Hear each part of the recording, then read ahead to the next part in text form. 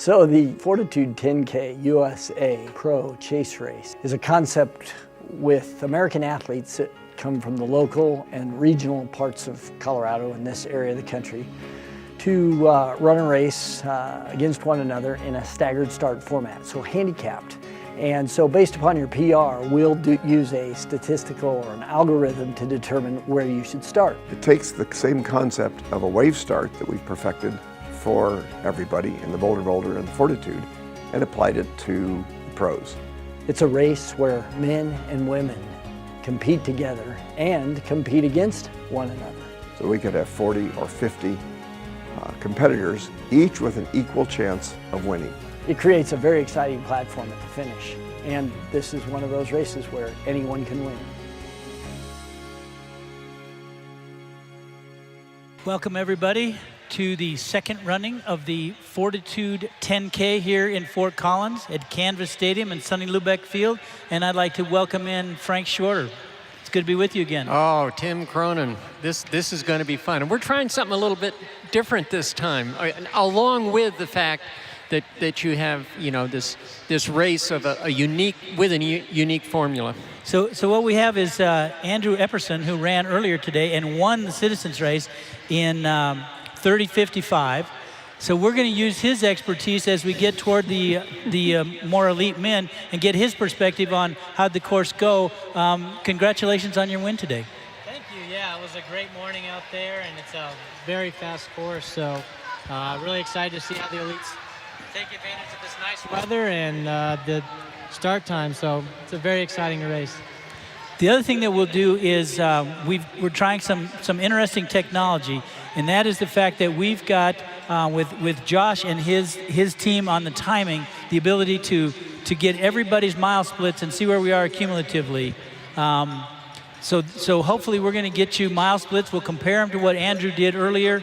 He ran the first mile in 4:56, but we'll see where that falls as we get into the men's racing.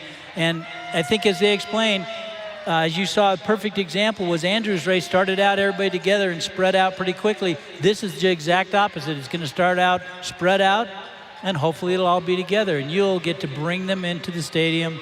And I'm sure this crowd will give them a raucous announcement as they come in. And the reason we decided to do this, his time was so good. It was 80 seconds faster than the Citizens Race last year.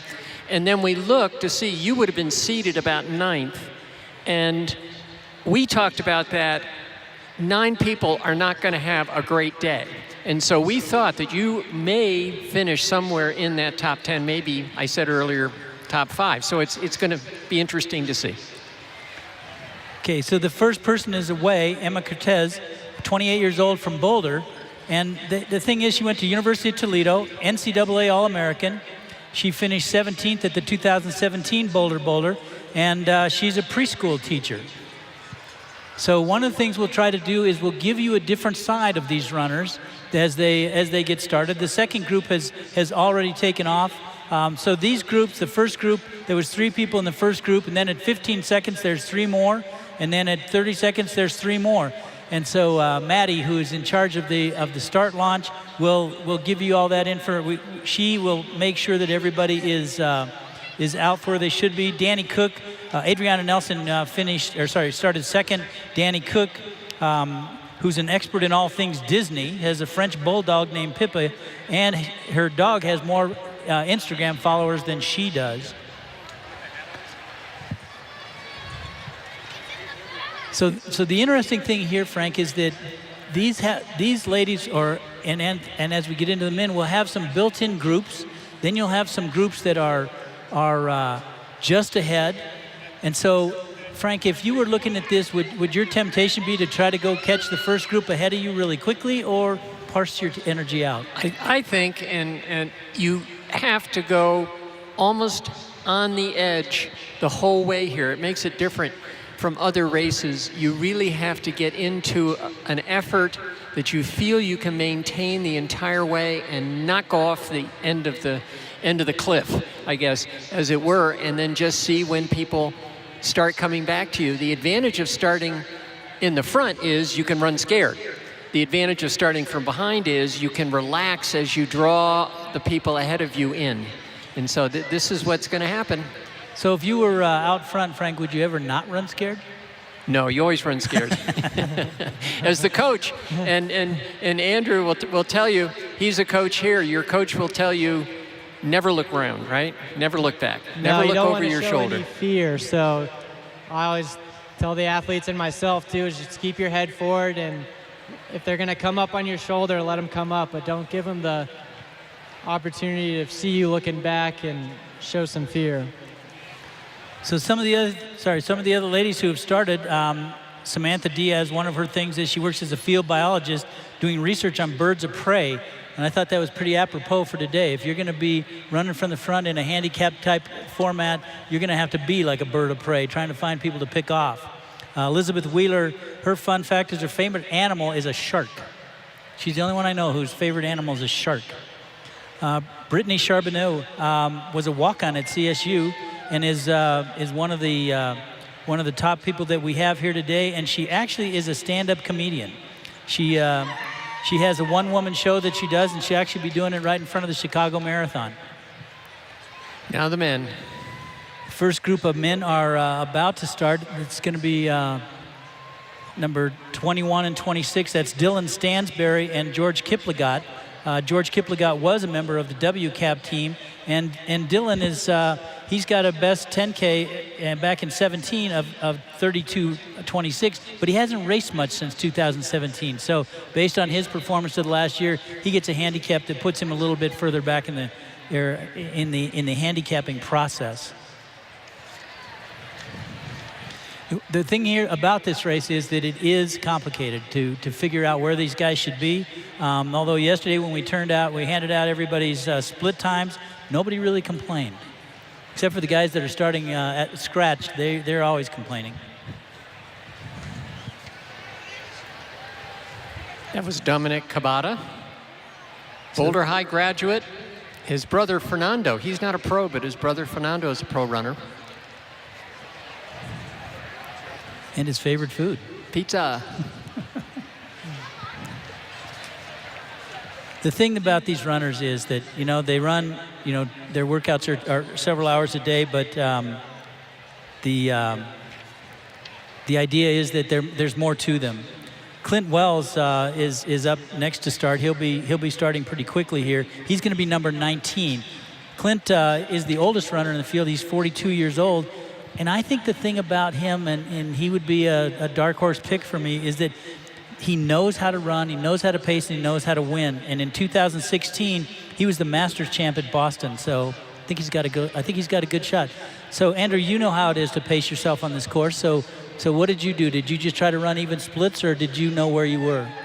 Yeah, getting out, there's a lot of turns in that first 2 miles, so I just wanted to get through that as smooth as possible. And then once getting closer to City Park, the stretches are a little longer and you're able to get a little bit better turnover and better rhythm. So I really wanted to focus on the second 5K of that race and really turn on the jets. And so I imagine a lot of the professionals here will look to do the same, and hopefully they'll start catching each other right around that City Park or 4 mile mark when the roads are long and straight and very quick. What was interesting to me when I talked to you about your race, I said, your splits, your time at each mile, they were almost exactly around 5 minutes, plus or minus a few seconds. And I said, was that the effort? And your response was, well, there weren't any time clocks at any of the mats, and I'd forgotten to stop my watch, so I didn't know what pace I was running. So what you showed this morning was that you can, once you get into that effort I'm talking about here, that's the effort you can maintain and think you can get right to 6 miles, and that'll be it, that it's even. Yeah, absolutely. And it's just kind of nice not having some of those clocks out there. And obviously when you're chasing down other runners in this race here, you're going to base it a lot off of effort. So it was just nice to kind of feel it out this morning, and I know these guys will get ready to run fast. So our top men are just starting. There you see them on the starting line. Those are our top two. That's Franklin Tanui and Wade Meadows. Franklin was steeplechase champion at Arkansas, ran 8:39, and has a strong steeplechase person. The thing about steeplechase guys is they're generally strength runners, and I think on a course like this, Andrew and Frank, do you think strength is the determining factor, or is it pacing? I think it's pace, because Andrew, again, showed today he was nice and smooth. We talked about his form, and I would rate you as a form runner rather than a strength runner. And but steeplechasers also make very good marathoners, because you can be a power runner and still run a good marathon. It's not all form. Right, yeah, you're relying a lot on strength and a lot on, the changes in pace, and a lot like the marathon, the steeplechase, going over the barriers and getting fatigued middle of the race. You're going to have to deal a lot with different paces, and just having a lot of strength in your background is going to play right into the favor of running down some elites and having a fast time today. And yes, as a coach also, you want your runners to learn how to run tired. And that's why I think steeplechasers can make good marathoners. They know how to run tired. As you can see, the truck, the press truck, started with the last runners to go, and then it's going to move up through the field. So one of the things we have here, we have number 7 and number 1 and number 3. That's Wade Meadows, and number 3 is Brandon Johnson. Brandon Johnson is kind of unique because he's run a 14:05 5K. He's competed on the world stage as an intermediate hurdler, and has run a good steeplechaser. He was 12th at the FORTitude last year, and he's run the Boulder. So of all the people in the race, he's probably got the greatest range of anybody. And you can see that they're looking at their watches, because they're most likely GPS watches, and they're really paying attention to their pace. And again, Andrew, that's why I'm so impressed the way you ran this morning. You didn't know what your pace was. You were just going by effort. But if they're rated at 30 minutes flat, that was their rate, my guess is that's the pace they're trying to maintain. So is there at some point you look at that and you might go through 5K at pace, and is there a point at which you think, okay, I can pick it up? Is there somewhere, is it 4 miles, is it 5 miles? Yeah, I think anywhere around that 5K to 4 mile mark, especially getting on Mountain Avenue and getting in some of that shaded area, you're going to start feeling a lot better, and it's like, okay. And it's a slight downhill. Definitely a place I want to start picking it up. And you've got the advantage, right, Frank, of having a little slight downhill, so your legs are going to feel better even though the later stages of the race. So it's a great place to really start rolling. Okay, so what we had George Kiplagat came through in 4:59. Melissa Dock came through in 5:15. That's very fast for a woman to come through. Some of the other women's times were 5:20, 5:27. Emma Cortez, who was our first starter, came through in 5:35, and that's just about the right pace for her to run 37 minutes. As I'm scrolling through this, Clarissa Whitting ran 5:47, and some of the top men haven't gotten to the mile mark yet, so we don't have their splits. But when you look back, George, who started number 21, he's wearing number 21, came through at 5 minutes, so he might pay for that later. So Frank, what's the penalty for going out too fast? 5 minutes is not too fast, is what Andrew ran this morning. Well, I know, but it is. So, but that's why, again, Andrew, that's why we have you here, because right now they're running the lead. The highest ranked person with the fastest predicted time is running what you ran for the first mile this morning. Yep. But, I mean, especially if you do go out too hard at altitude, it will come back and bite you pretty quick. So it'll be interesting to see what kind of line they're trying to run early on in the stage of this race, and what they decide, what pace they think they can run, and what their body thinks they can run too. So definitely want to keep an eye out on these first couple miles as the elites get out and start trying to catch each other. So our Jeep has moved up and is now gotten back in the lead, and has just watched number 47, which was Emma Cortez, come by. And so they're going to hang there for a bit, so we'll get some shots from that stationary position. And as you can see, the men are going through the mile marks, checking their watches. So I think to your point, Frank, is that they're going to try to run. They're going to try to run on their splits and see where they are. We'll see where some of the people are as they get closer to 2 miles. So some of the runners, Emma came through 2 miles in 11:19. So if we look at that and we say, what was that in terms of her split? Let me pull that up. Is the kind of information that we can get. Her mile split for that second mile was around 6 minutes. She's 25th overall.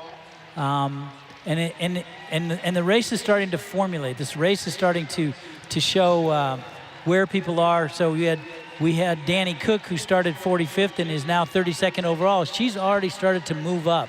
That gives us a good sense of where people are. As you can see on your screen, number 4, this is Nicholas Caputo. And Nicholas is one of our strongest runners. He's wearing, as I said, bib number 4. And as we did this morning when we talked about Andrew, is we looked at their form. And Nicholas's form looks really good. He finished 10th in the FORTitude last year.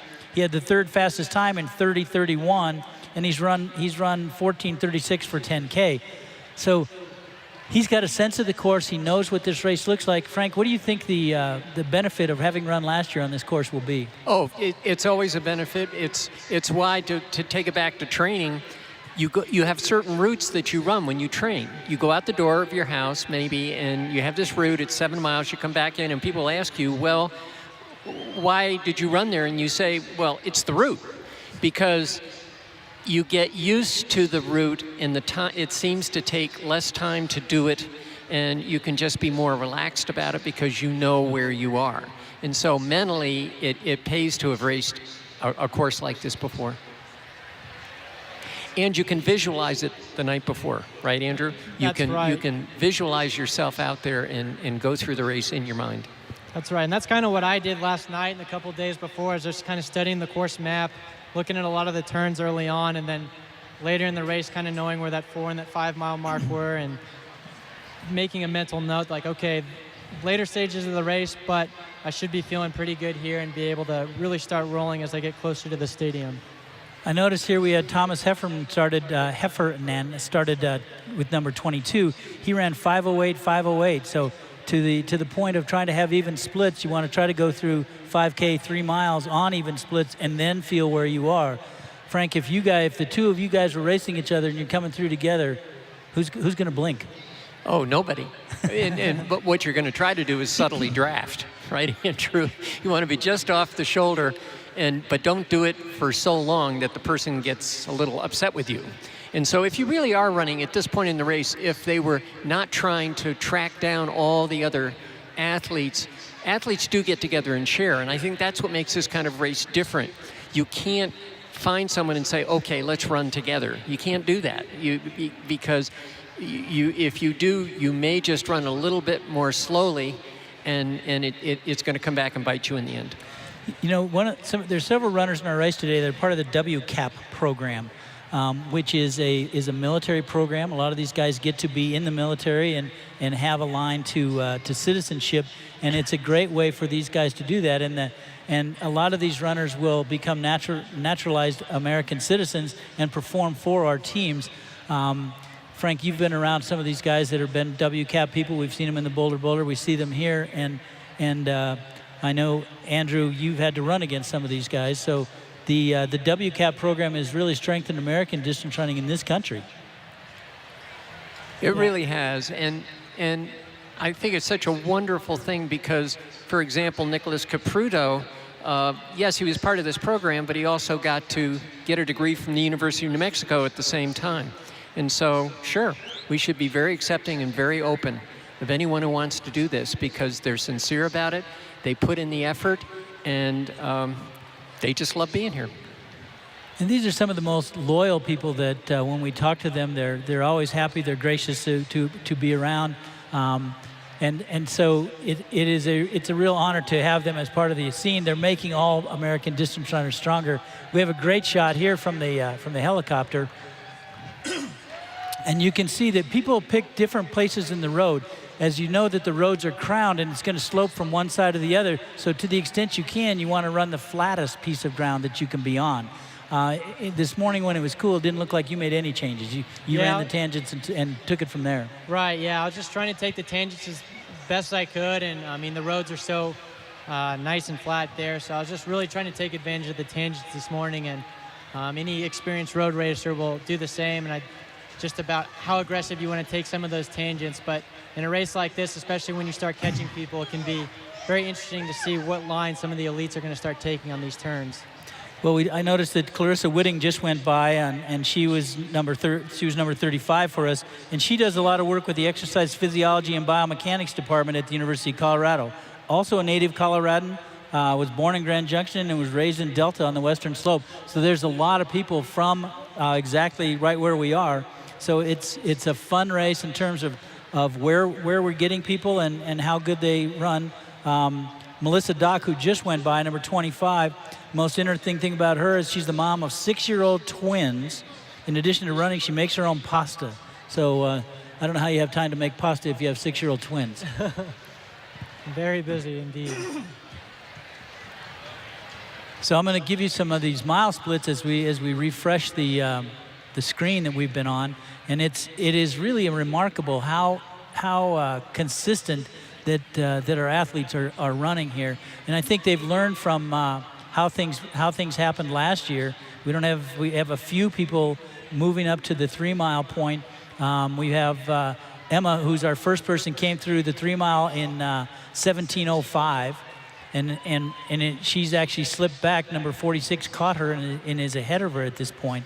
So we're watching the race as it starts to come together, and as it comes together, people that, as Frank mentioned earlier, everybody's not going to have a great day. So you could get caught and then get spit out the back if you're not having your day. Oh yeah, and that's never fun to be spit out the back like that. So a lot of these runners are definitely taking advantage of the shade when they can and really trying to push so they don't, get shot out the back if they get caught by some of the other elite athletes out there. And that's Ben Payne on the course right there, number 12. He actually finished 17th at the Olympic Trials Marathon in 2016 and finished 15th at FORTitude last year. Formerly from the U.S. Air Force Academy, and is a pilot. He was deployed to Africa and Afghanistan and is now a full-time pilot for Southwest Airlines. I was talking to Gary yesterday, who is the community outreach person for director of community outreach here at CSU.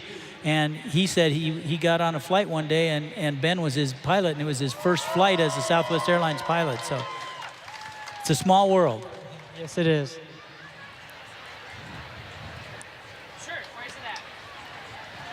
And just in case, again, Andrew, we're talking about their run right now being compared to yours earlier, you would think that it would be a lot warmer now, and that wouldn't be an advantage. You had wonderful conditions this morning. They were almost perfect.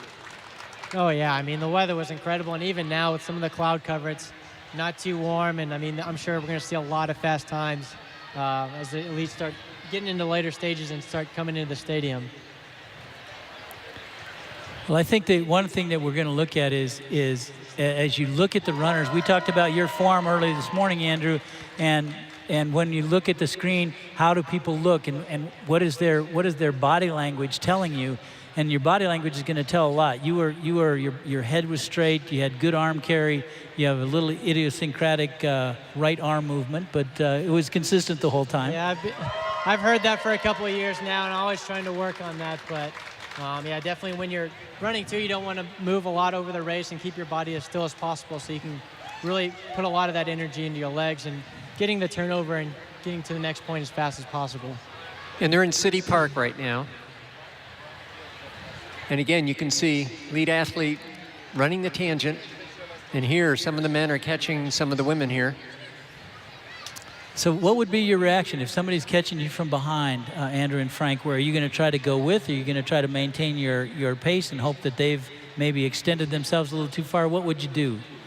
I would definitely try to go with them. I mean, especially you're making them do the work to catch up to you. So hopefully you can start to draft off some of that and regain some energy yourself, so that the next half mile or so you can kind of make a move and take advantage of all the energy that they spent trying to catch up to you. And I always tell the runners, realize, because the way I was coached, when you go by someone, go by them really hard and even try to surge.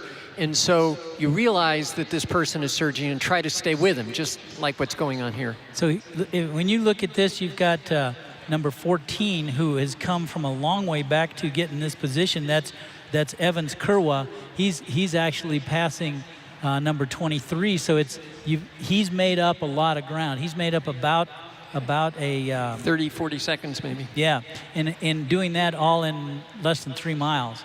So he's having a pretty good day. Right. The thing that's nice on this course is, as you can see here on the screen, there's a lot of shade. It's not like you're in the blazing sun even on a hot day.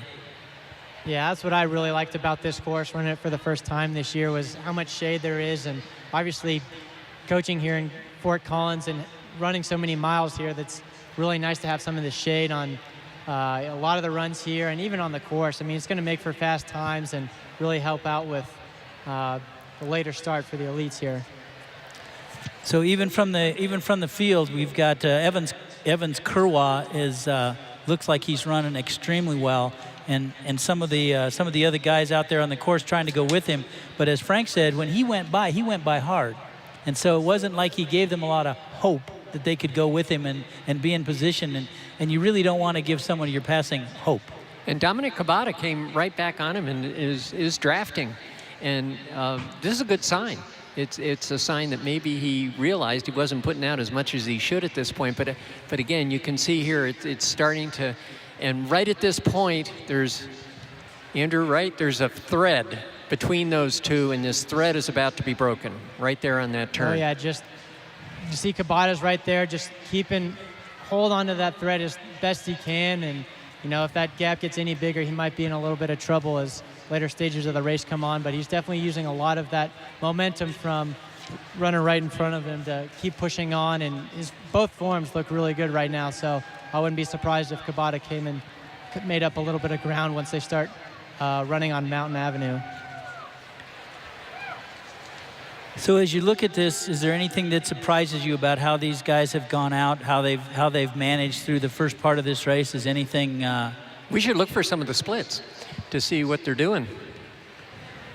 Let's refresh our magic tutelage here. Wade came through in 14:12 at 3 miles. Okay. So he's ahead now. He's ahead of your pace now. and actually, Franklin Tanui, they're right together. Nicholas Caputo came through in 14:16. Lawi Lalang came in through in 14:37. So even with his stagger, he's still going to have some time to make up. George Kiplagat came through in 15 flat. So he was right on that 5-minute pace, and so they have moved ahead of where Andrew was. And some of the women, Danny Cook came through in 17:29. And as we examine how we're going to see this, the race is going to start to come together as they're now through 4 miles. Danny Cook came through in 23:32 at 4 miles. So the first people through 4 miles are still staying away, and yeah. I think you really have to stay away at least through 5. Absolutely, and this is exactly what I was talking about earlier. They're on Mountain Avenue right now, and you've got that slight downhill, and you really want to take advantage of whatever lead you have and just really start to roll. And you can see right now on the screen that a lot of the shade that is on Mountain Avenue, and so it's going to help a lot with how the runners are feeling and be able to give that extra little bit of momentum so they can keep pushing hard. Well, I've got an update on the overall. Wade Meadows excuse me, is leading. Franklin Tanui is second. Nicholas Caputo is third. Lawi Lalang is fourth. Ian Butler, who was our winner from last year, is in 8th place. He came through in 14:36, so he's not far off. And this is about where last year he started to move ahead. So 6th is Tyler Mueller. Kyle Masterson is 7th. Connor Winter has moved up into 8th, and who we talked about earlier, Ben Payne, is in 12th place overall. So the idea here is how do you manage your time? How do you manage your effort if you want to get to the stadium first? So this is a slight downhill. Do you try to let yourself go? You want to try to pick up some tempo and pace during this downhill, or you just try to relax and hold what you had? Kind of a little bit of everything, and what I was trying to do is, really push without having to push too much, because again, you do have that downhill. It's going to be a lot easier to get those legs turned over, but at the same time, you're in the later stages of the race, and right now with what the field's going through, there's a lot of opportunity for people to come by you if you start pushing too hard, but you also have to take the risk of, making up ground and catching the next person or 2 people in front of you. So just coming through on the screen was Brittany Charbonneau, who came through there just a moment ago, and Alicia Williams was right with her. So here we've got number 22 from the men's side of the race, and he's obviously made up ground on number 34 from the women's side. It will start to work itself out. It will start to settle, and people are going to have to run really hard these last, mile and a half if they want to find themselves on the stadium floor. Right now, you do have Wade Meadows and Franklin Tanui are still 1-2. With Nicholas Caputo is now, he came through in 1904. So Nicholas, he started out 10 seconds back, and he's now still in that range. So we're going to see how everybody ferrets themselves out here in the last 2 miles. Even though some of the people came through slower, it doesn't give you exactly where they are because their handicap isn't figured into this. It's just the split time. So I can't, I'm not fast enough to do the extrapolation on this. So we do have, when you look at numbers like 20, 45, 18, 27, that really tells you that 20, 18, 27, those people have really moved up and caught 45 and 38. So the accordion is starting to work as it was designed to work. Yeah, that's what makes this race exciting, as you can see on the screen now, as the runners are really starting to bunch up as they come down on Howes Avenue and coming off a mountain. So it should be really exciting to watch these last couple of miles as the runners really start catching each other. So here we've just turned off of Mountain onto Howes Avenue, and so which means that we're coming up to 5 miles. And so some of these people, when you look at this and you say, once you get to 5 miles, you're gonna throw everything you got at the last mile. And then Clint Wells right there, 42 years old, oldest runner in the race. Seems pretty young to me, Frank. I don't know about you.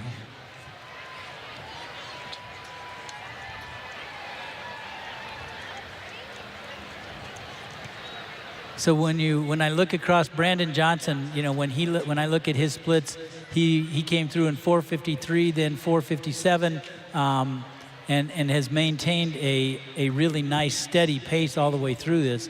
So it's I think that's the key. But once you get to the point where you're at 5 miles, you can't run on pace anymore. You just got to run.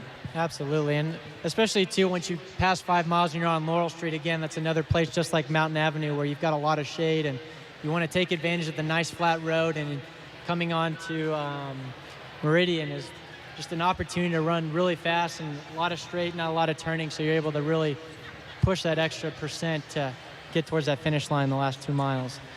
I talked yesterday to Ian Butler, who won this race last year, and he didn't actually know he won until he got finished and someone told him that he won. So sometimes ignorance is bliss. But he did say as he was coming down Meridian that he could see himself on the TV screen. Did you experience that as you came down Meridian today, Andrew? Yeah, that was nice. I mean, obviously it's, at Canvas Stadium here, it's a beautiful sight to see, and when I was getting closer, I could kind of see myself on the screen, and definitely gave me the extra little energy that I needed to get to that finish line. So Frank, as you come through 5 miles, what are you thinking? Well, I'm curious now as to if we can compare the men to the women at this point in terms of how they're coming close to their seed. Who is ahead on the men's race versus women's race? Because the prize money here is equal. If you win the overall event, if you're the first person across the line, you win $3,000. If $4,000, yeah. And then if you are the first woman, in first man, you get another $1,000. And then there's another $1,000 if you place, what does it say on there? Is that based off time? Yeah, on men's and women's fastest time. So if you have the fastest time comparably, you win $1,000. So if a man crosses and is first overall and is obviously first man and then has the men's fastest time, you win $6,000. Yeah, it's a very unique opportunity to take advantage of a lot of prize pools here, and it's always nice. Maybe if you're losing ground on the person in front of you, they can kind of take charge and be like, hey, maybe my time will get me in some of that extra money that is available here. One thing we've noticed as we're watching on the screen here is that George Kiplagat is actually the first person in the lead at the moment, but according to when you look at him and according to the word we're getting from the truck, he does not look good. So it's with a mile and a half to go, somebody says you don't look good. That's not a ringing endorsement. Not the thing you want to hear for sure is that much race left. But right now it looks like our lead runner is making her way down Meridian. So obviously running very well. His form looks good, and now you've got the thought of, okay, I hope nobody comes up on my shoulder here because I can see the stadium. I know the finish line is close, but he's going to win this. He may. He was a member of the WCAP program, and he really sees running as exercise and fun and not so much a job. He originally from Kenya. But he was seated at 34:20, so he had a 4-minute and 20-second lead. Yeah, we might have to look at that one. Yeah. Even with the best information we get, sometimes we're going to miss one. So he's going to be our winner. Yeah, it's a little hard to pull somebody in from here. You can see the bicyclists in the FORTitude 10K bike outfits, bringing the group in. The press truck, and what Steve has done is stood on the front so he could look forward and backward and have the truck move forward and backward if it needed to be. And as we are in this part of the course, and we come along Meridian and then right through the university, it should be pretty interesting as we get to the stadium, and the crowd out on the streets are quite nice, and they've been that way all through the neighborhoods. There was 14 different entertainment stations out there on the course, and he is about to come in. He's only maybe 8 to 10 seconds away. Good shot from the helicopter here, Channel 2 helicopter, and let's bring him in. Let's bring George into the stadium. Let's hear it for him. Come on, you can do better than that. Come on, bring him in. He just spent 30 minutes out there on the course.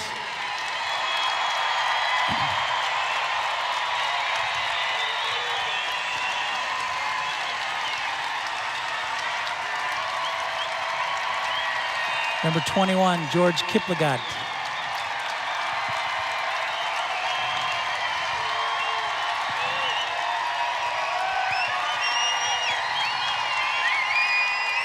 He's had a great day. Congratulations. Congratulations.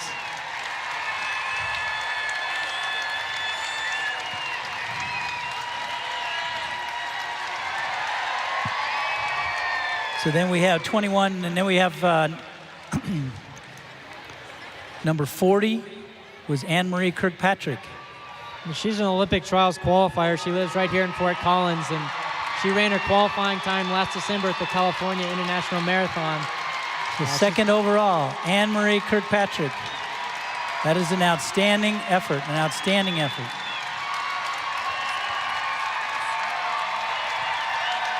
Anne-Marie has 2 kids, 6 and 4, has run 2:44 for the marathon and runs for Runner's Roost.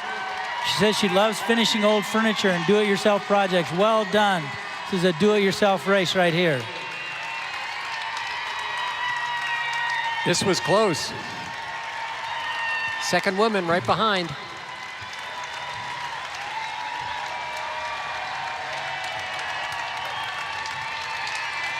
And then we have number 14. Number 14 coming in. That's Evans Kurwa, who looked to be doing really well. Number 26, that's Dylan Stansberry. He was our first man to start. Ran a good race. Number 47, that's Emma Cortez, who did well. Number 41 is Alicia Williams. Number 22 coming in is Thomas Heffernan. So as we said, this race really did come back together and bunch up. This is the kind of race we were hoping to see. Clint Wells coming in soon. Our number 2 guy, Franklin Tanui. Well done, Franklin. Great effort. Number 20, Dominic Cabada. Number 39, that's Deanna Ardre. Number 42 is Brittany Charbonneau. Number 43 is Elizabeth Wheeler. Number 34, Cleo Whitting. Great job, Cleo. Number 27, Taylor Ward.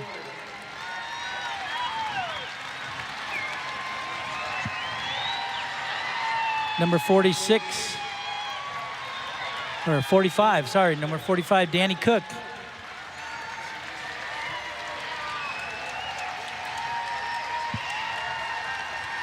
Number 16, that's Alejandro Garcia. Number 1, Wade Medals, well done, great job.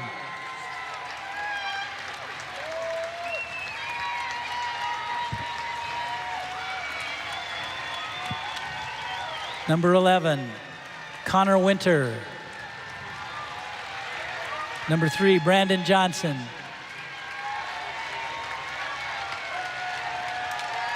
Number 29, that's Jessica Wachakowicz. Number 32, Kaylee Flanagan.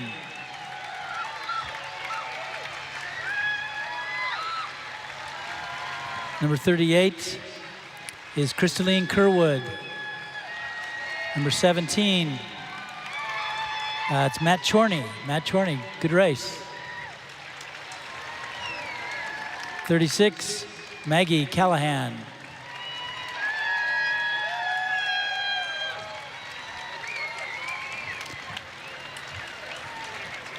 Number 17, Matt Chorney again. Well done, thank you. Number 9, Juan Carlos Trujillo.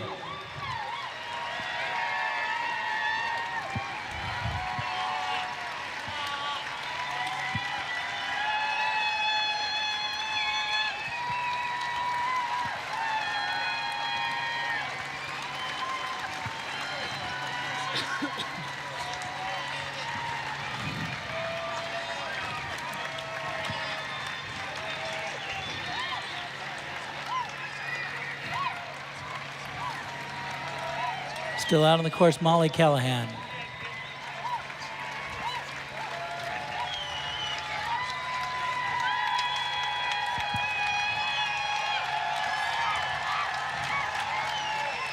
Let's keep it up. These ladies and gentlemen have given us a great effort. Number 33, Renee Metivier.